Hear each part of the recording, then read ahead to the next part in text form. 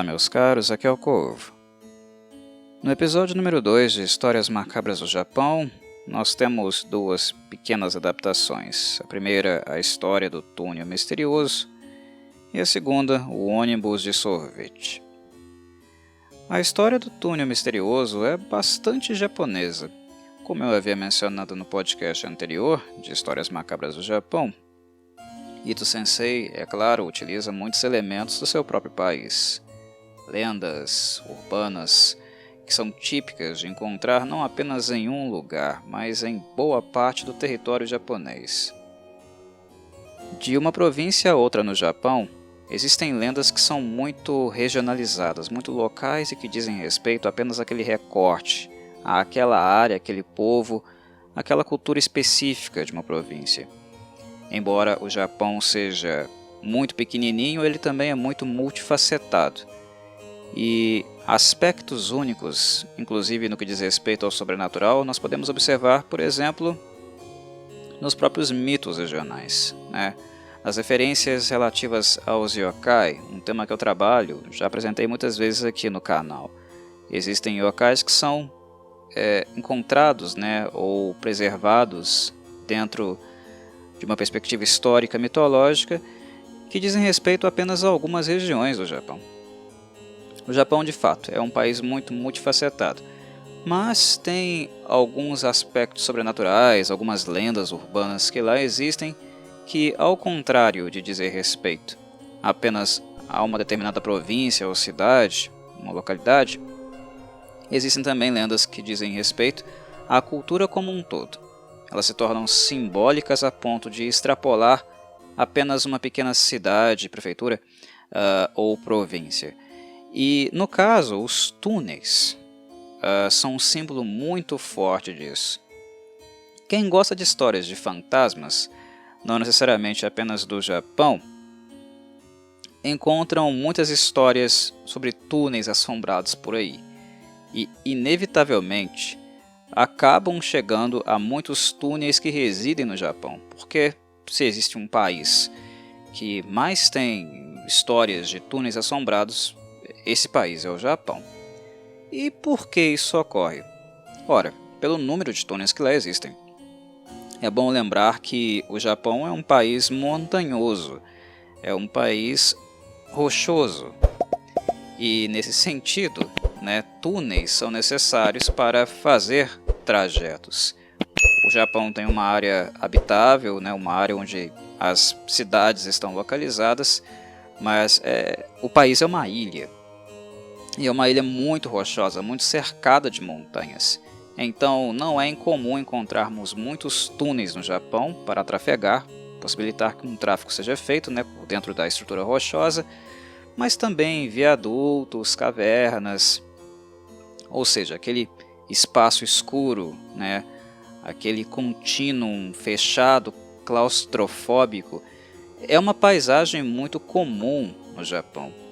E em virtude não apenas da sugestiva aparência escura, inóspita desses locais, né, muitas vezes de acesso exclusivo para alguns trabalhadores específicos, né, por exemplo de minas, ou então áreas interditadas porque são muito antigas e já não tem uma boa infraestrutura, ou histórias de tragédias que aconteceram em alguns lugares específicos, a forma como túneis foram construídos.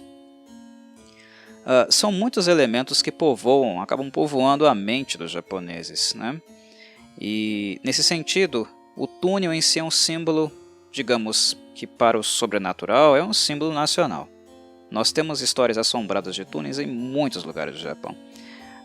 Algumas mais famosas, claro, né? Eu posso citar, por exemplo, o túnel Akedori, na província de Nagano, o Kyuzemba, fica em Kanagawa, ou mesmo o Jamon, que é em Hokkaido. E o mais famoso, com certeza, seria o túnel Kiyotaki, né, que foi fundado em 1927. Ele não é tão antigo como, por exemplo, o Akedori, que, se eu não me engano, ele é do século XIX, mas o Kiyotaki ficou famoso, né, famoso, entre aspas, porque a história dele é bem complicada, triste e perturbadora, pelo fato dele ter sido construído à base de trabalho escravo. Então muitas pessoas morreram construindo o Kiyotaki, lá na província de Kyoto, né? Então existem muitas histórias macabras no Japão relacionadas a túneis. Acidentes, coisas desse tipo acabam marcando muito o imaginário de um povo que tem uma tradição também de imensa superstição, contato com o espiritual, coisas do tipo. Então é um símbolo muito forte para o Ito Sensei utilizar e que faz parte também, é claro, da própria identidade dele. Ele não é um autor regional, né? O Japão é um país que, para o Ito Sensei, ele é fértil em muitas dimensões, eu diria. E os símbolos mais fortes que competem à nação não são assim tão estranhos ao mangaka. Ele utiliza vários desses símbolos nas suas obras. A história do túnel misterioso vai nessa direção, né? Porque é um túnel escuro, inóspito, abandonado, que de certo modo, né, atrai as suas potenciais vítimas para ele, como se fosse um ímã magnético. A obra do Ito Sensei também tem esse aspecto, em muitos do trabalho dele. O sobrenatural, de certo modo, tem uma conexão, uma atração muito forte, exerce uma força que puxa os vivos, as pessoas, né, os protagonistas, para o seu âmago. De certo modo, isso também pode ser interpretado como uma alegoria da própria relação que os japoneses têm com o sobrenatural. Eles são muito curiosos, muito interessados nisso. E não é à toa que quando nós vamos consultar, por exemplo, as suas mitologias, né, os yokai, nós encontramos uma variedade, milhares e milhares de yokai, né? Os símbolos das lendas, né, fábulas japonesas são inúmeros, incontáveis, eu diria, são muitos mesmo. Nem todos foram catalogados no decorrer da história, por sinal. E no caso, o sobrenatural no Ito Sensei, né, tem essa função do imã e reflete um pouco também a maneira como os próprios japoneses são atraídos para esse tipo de coisa. Então, simbolismo na obra do Ito Sensei não falta, sabe? Uma correlação lógica, contundente, né? Uma explicação tátil, porque as coisas são representadas do jeito que são, e não necessariamente também uma busca por uma história linear, com um final satisfatório. Em muitas oportunidades, né, em muitas ocasiões, a história até acaba abruptamente. Porque o que está em jogo não é nem um objetivo em si, né, mas apenas a representatividade das cenas que ele desenha no seu mangá, e que aqui, em Histórias Macabras do Japão, são retratadas no formato anime, né, que é muito mais pobre do que o mangá. Sempre lembro isso, né? Esses animes do estúdio DIN não são satisfatórios no sentido de representar o que ricamente o Ito Sensei traz nos seus mangás. É muito mais perturbador e muito mais belo ao mesmo tempo, né? O belo perturbador do traço dele, do estilo de arte dele, sempre bom lembrar. Mas enfim, em A História do Túnel Misterioso nós temos o personagem principal Goro, cuja mãe entrou nesse túnel estranho lá na cidade e sumiu no passado. E aos poucos a sua família, toda a sua família, né, vai sendo atraída para esse túnel. É uma história bastante trágica, por sinal, né? Inclusive trágica para o próprio menininho, o Goro. A sua irmã pequena Mari, né, sofre bastante. O Ito Sensei não segura muito o seu ímpeto de também representar crianças em um estado de melancolia, sofrimento, né, o choro, porque choro de criança, né, criança sofrendo é uma coisa bastante comovente, principalmente para aqueles que não estão acostumados com o horror. Junji Ito não é um autor gore, né, ele trabalha mais com emoções, embora graficamente suas representações sejam muito perturbadoras, mas notem que é um perturbador que não tende a ser sanguinolento, né? É gráfico, é estranho, é exótico, de um jeito macabro, né? Mas não gore, não muito sanguinolento. E crianças também são alvo dos seus mangás, né? Acabam em situações muito tenebrosas e trágicas. E em A História do Túnel Misterioso, assim também como na segunda história que é apresentada aqui, né, o ônibus de sorvete, as crianças também estão na reta. Totalmente na reta. A forma como o anime que foi exibido, está sendo exibido ainda na Netflix, apresenta as histórias do Ito Sensei é muito suavizada, mas não deixa de chocar. Em certo ponto, né, pelo fato dos alvos serem crianças, grande parte dos alvos. Adultos também se estrepam nessas histórias, mas os alvos infantis são um acento muito forte desse segundo episódio aqui. Túneis também tem uma simbologia forte, né, uma irradiação forte na cultura ocidental, porque principalmente os japoneses eles acabaram sendo irradiados em muitas outras obras, né? Filmes, games em especial, games de horror japoneses, cenários com túneis são muito comuns, por esses motivos que eu apresentei a vocês, comentei com vocês há pouco. O túnel simbolicamente, pelo menos agora pensando dentro de uma ótica ocidental, trabalha a ideia de passagem, né? Mas a passagem também para um outro mundo, né? O espiritual, algo que está para além, né? Que pode ser interpretado aí de várias formas, dependendo da crença de uma pessoa em específico, né? Mas a função do túnel de passagem também pode ser pensada, utilizada, né, como passagem para o espiritual, para o além-vida, um outro plano de existência, que quanto mais indeterminado desconhecido mais assustador fica.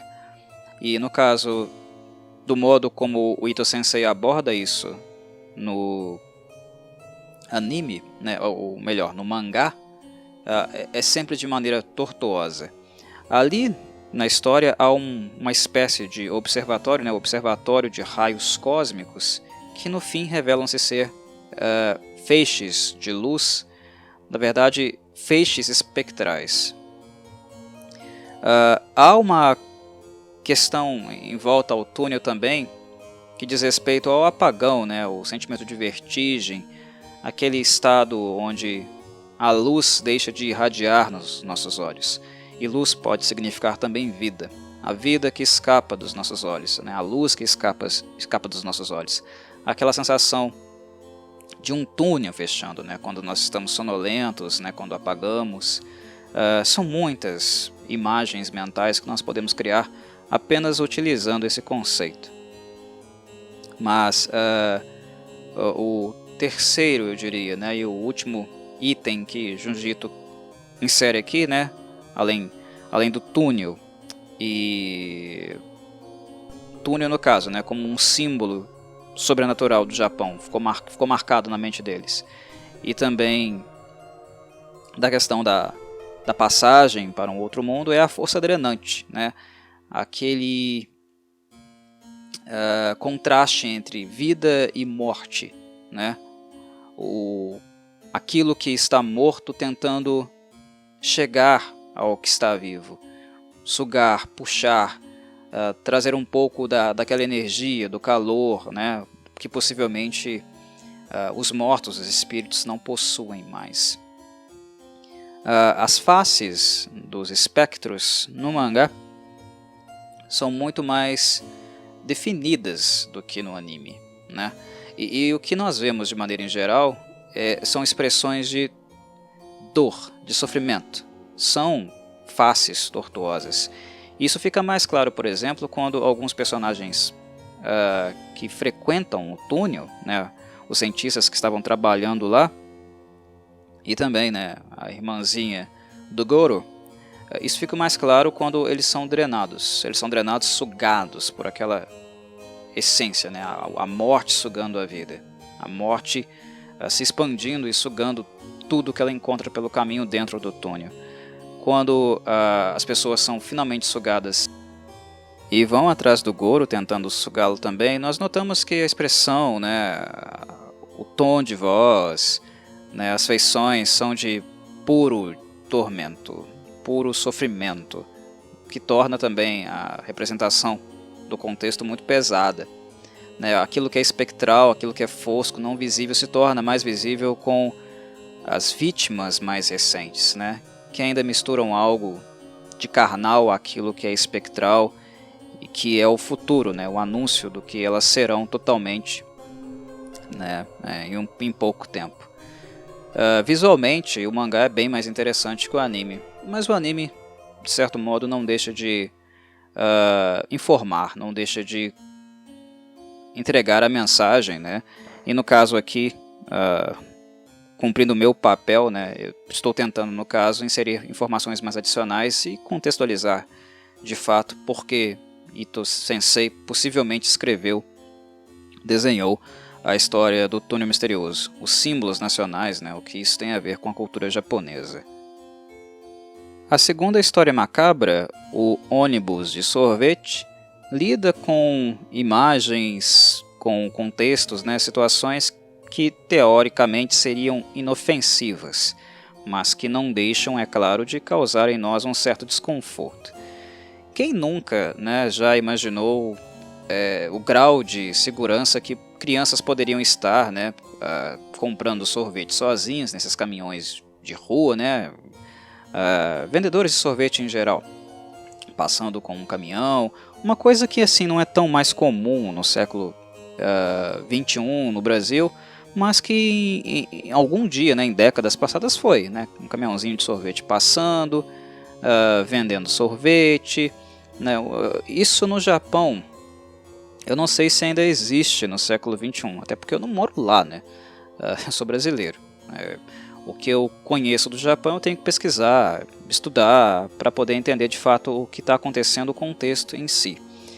Então eu não sei se em prefeituras pequenas, né, cidadezinhas pequenas, se ainda passam, né, caminhões de sorvete vendendo o produto pelas ruas. Eu imagino que pode existir, mas que seja algo mais raro, né, no século XXI. Mas isso também era comum lá, né, esses caminhões de sorvete passando. Aqui nós temos um ônibus de sorvete.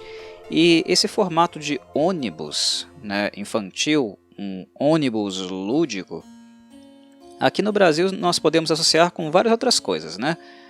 Como por exemplo aquele ônibus com música, né, que pais e filhos vão junto, né, ele sai tocando música pela cidade, ele tem aquele monte de flashes, cores e não sei o que, né, um tipo de perfil estético que agrada muito o público infantil.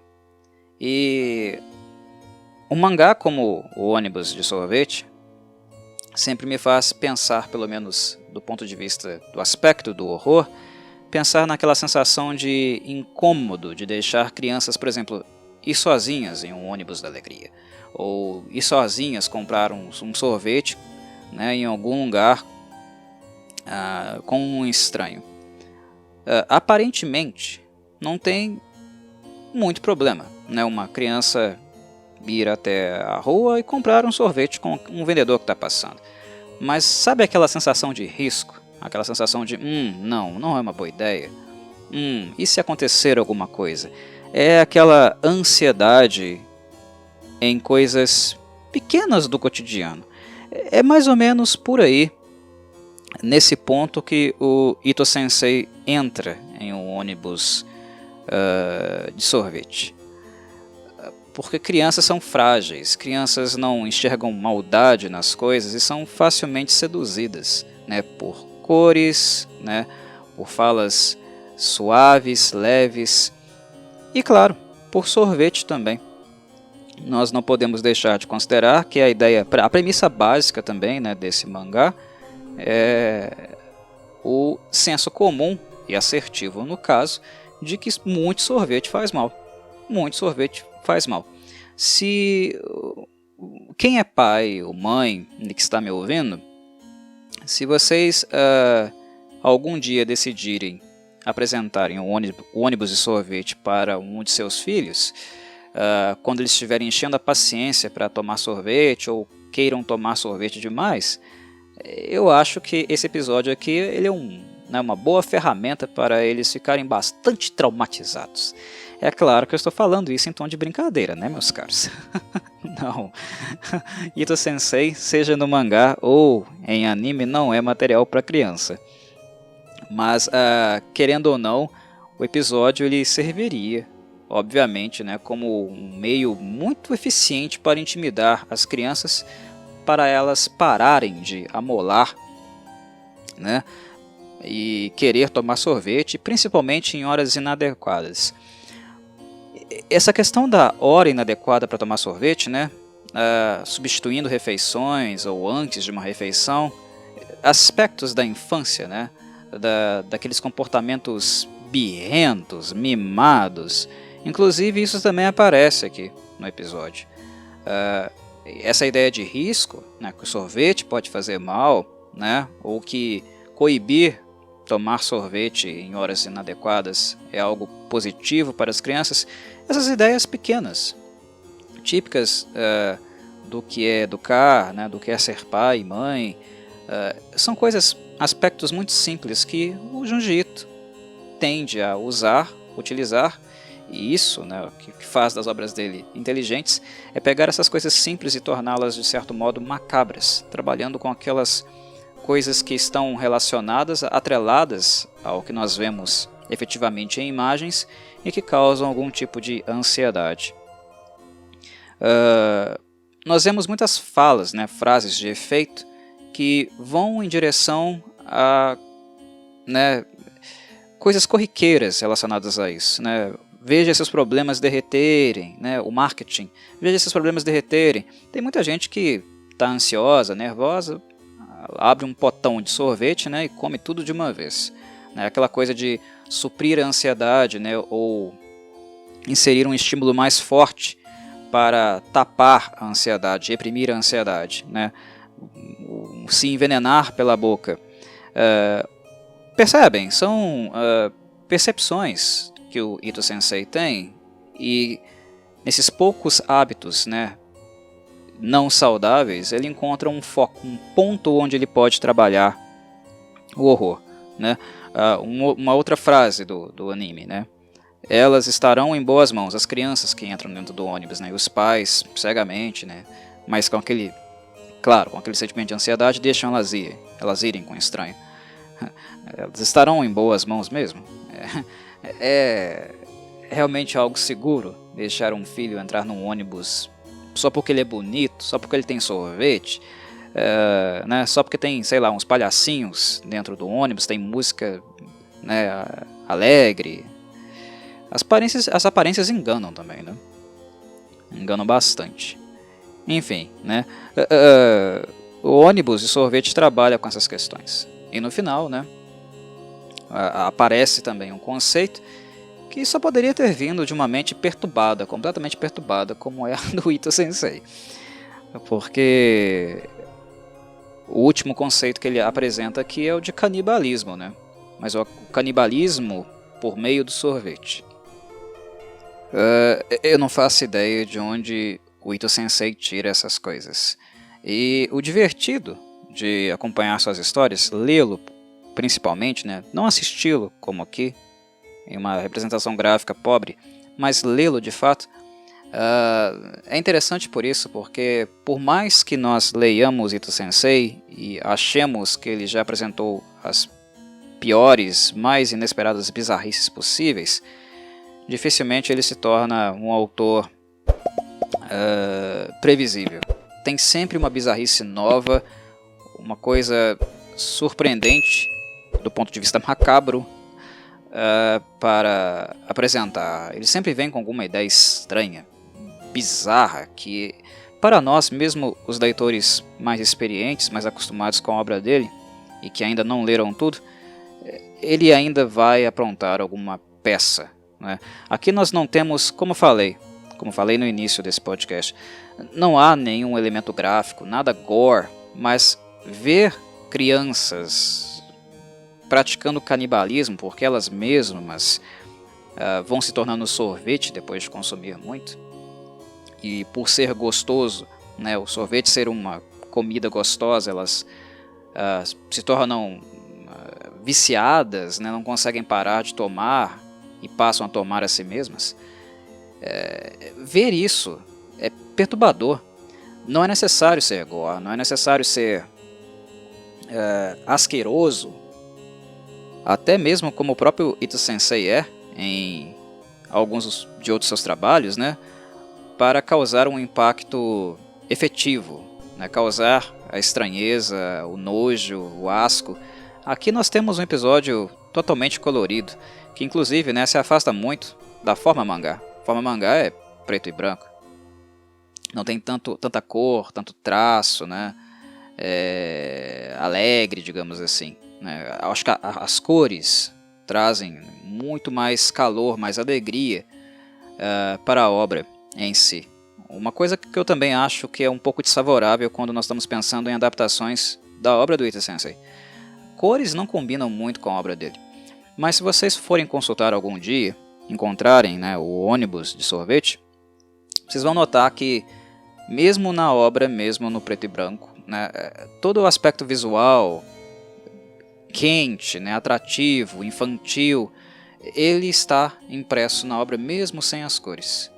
As cores aqui ajudam muito a suavizar a sensação, mas mesmo assim, né, a forma como a história termina, né, o que o pai acaba fazendo por acidente com o próprio filho, né, a cena que ele encontrou, né, o moleque experimentando literalmente os outros amiguinhos, enfim, é muito perturbador.